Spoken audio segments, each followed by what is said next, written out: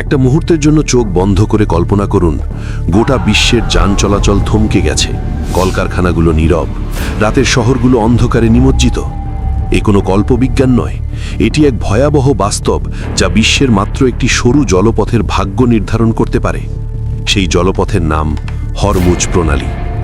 ইরানি উপকূল আর আরব উপদ্বীপের মাঝখানের এই সামান্য একটি সমুদ্রপথ যেন আধুনিক সভ্যতার গলার ফাঁস। একে কেন বিশ্বের অন্যতম সংবেদনশীল এবং বিপজ্জনক জলপথ বলা হয় তা বোঝার জন্য আমাদের এর গভীর কৌশলগত এবং অর্থনৈতিক গুরুত্বের মধ্যে প্রবেশ করতে হবে।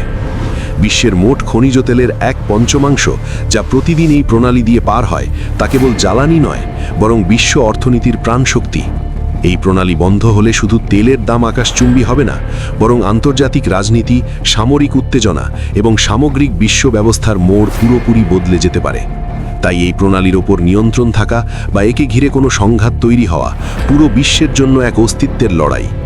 আজকের এই ভিডিওতে আমরা সেই হরমুজ প্রণালীর গল্পই শুনব, কেন এটি ইরানের জন্য সবথেকে বড় ট্রাম্প কার্ড এবং কেন পুরো বিশ্ব দম বন্ধ করে এই সংকীর্ণ জলপথের দিকে তাকিয়ে আছে। হরমুজ প্রণালী কোনো বিশাল মহাসাগর নয়, বরং পারস্য উপসাগর এবং ওমান উপসাগরকে সংযুক্তকারী একটি অত্যন্ত সংকীর্ণ জলপথ। ভৌগোলিকভাবে এর একদিকে রয়েছে ইরান এবং অন্যদিকে ওমান এবং সংযুক্ত আরব আমিরাত।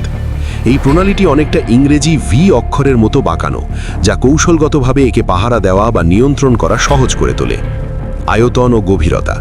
দৈর্ঘ্য এটি প্রায় 167 কিলোমিটার বা 104 মাইল। প্রস্থ এর সবথেকে সংকীর্ণ পয়েন্টে প্রস্থ মাত্র 33 কিলোমিটার বা 22 মাইল। Shipping lane.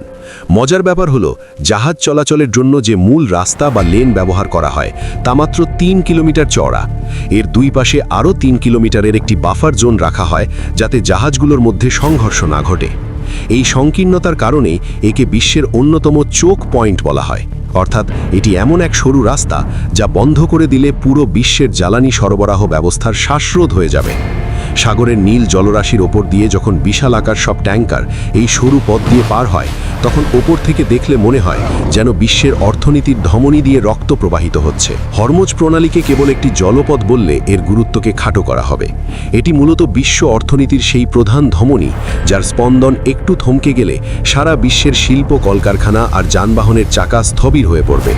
কেন একে লাইফলাইন বলা হয় তার উত্তর লুকিয়ে আছে প্রতিদিন এই পথ দিয়ে পার হওয়া অবিশ্বাস্য পরিমাণ জ্বালানির হিসেবে। পরিসংখ্যান অনুযায়ী প্রতিদিন প্রায় 21 মিলিয়ন ব্যারেল অপরিশোধিত তেল এই সরু পথটি দিয়ে বিশ্ববাজারে সরবরাহ করা হয়, যা সারা বিশ্বে সমুদ্রপথে হওয়া মোট তেল বাণিজ্যের প্রায় 1/3। সৌদি আরব, ইরান, সংযুক্ত আরব আমিরাত, কুয়েত এবং ইরাকের মতো বিশ্বের শীর্ষস্থানীয় তেল উৎপাদনকারী দেশগুলো তাদের খনিজ সম্পদ বাইরের বিশ্বে পাঠানোর জন্য এই একটিমাত্র পথের উপরই সম্পূর্ণ নির্ভরশীল। শুধু যে তেল তা নয়, কাতার, যা বিশ্বের বৃহত্তম তরলীকৃত প্রাকৃতিক গ্যাস রপ্তানিকারক, তাদের গ্যাসের প্রায় সবটাই এই প্রণালী দিয়েই পাঠায়। যদি কোনো কারণে এই পথটি বন্ধ হয়ে যায়, তাহলে বিশ্ববাজারে তেলের সরবরাহ এক ধাক্কায় 20% বেশি কমে যাবে, যার অবধারিত ফল হিসেবে জ্বালানির দাম হয়ে উঠবে সাধারণ মানুষের নাগালের বাইরে। উন্নত বিশ্বের স্টক মার্কেট থেকে শুরু করে উন্নয়নশীল দেশের সাধারণ মানুষের হেসেল সবই এই জলপথের নিরাপত্তার সাথে সরাসরি যুক্ত। জাপানে ব্যবহৃত তেলের সিংহভাগ এবং চীনের বিশাল জ্বালানি চাহিদার একটি বড় অংশ এই পথ দিয়েই মেটানো হয়।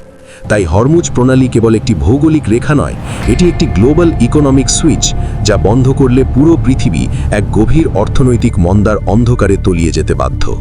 হরমুজ প্রণালী কেবল একটি আঞ্চলিক জলপথ নয়, বরং এটি বিশ্ব রাজনীতির এক পরম সংবেদনশীল স্নায়ুকেন্দ্র, যার সামান্য কম্পনও ওয়াশিংটন থেকে বেইজিং পর্যন্ত থরথর করে কাঁপিয়ে দেয়।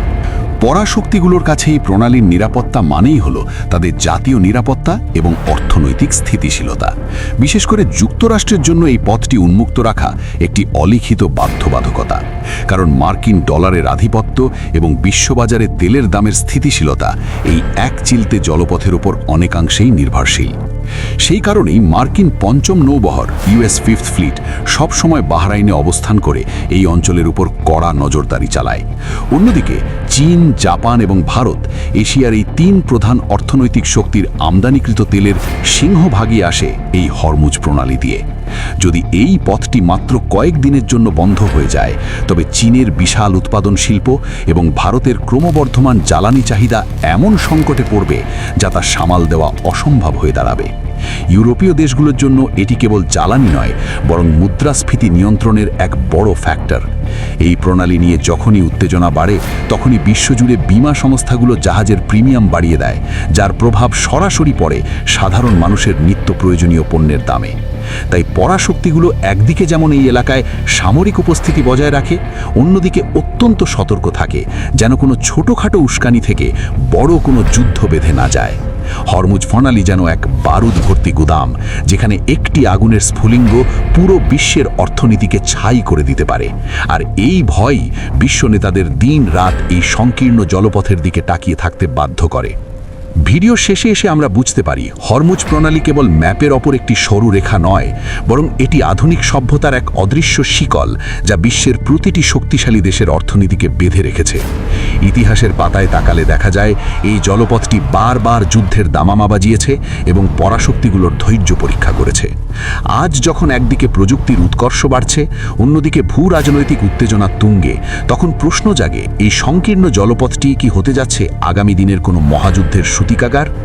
ইরান যেভাবে একে নিজের অজেয় ঢাল হিসাবে ব্যবহার করছে এবং পশ্চিমা বিশ্ব যেভাবে একে উন্মুক্ত রাখার লড়াই চালাচ্ছে, তাতে যে কোনো ছোট ভুল বা উস্কানি মুহূর্তের মধ্যে বিশ্ব অর্থনীতিকে ধ্বংসের কিনারায় নিয়ে যেতে পারে। তবে আশার কথা হলো এই প্রণালীর গুরুত্ব এতই বেশি যে এর বিনাশ বা দীর্ঘমেয়াদী বন্ধ হওয়া খোদ ইরান বা অন্য কোনো দেশের জন্যই লাভজনক নয়। এটি এমন এক দাবা খেলা যেখানে প্রতিটি চাল অত্যন্ত সাবধানে দিতে হয়। শেষ পর্যন্ত হরমুজ প্রণালী কি শান্তির পথ হিসাবে থাকবে, নাকি বিশ্বের জন্য এক জলমগ্ন রণক্ষেত্র হয়ে উঠবে, তা নির্ভর করছে আন্তর্জাতিক কূটনীতি এবং শক্তির ভারসাম্যের ওপর। তবে একটি বিষয় নিশ্চিত, যতদিন পর্যন্ত বিশ্ব তেলের ওপর নির্ভরশীল থাকবে ততদিন পৃথিবীর হৃদস্পন্দন এই হরমুজ প্রণালীর নীল জলরাশির মাঝে স্পন্দিত হতে থাকবে। সাবস্ক্রাইব।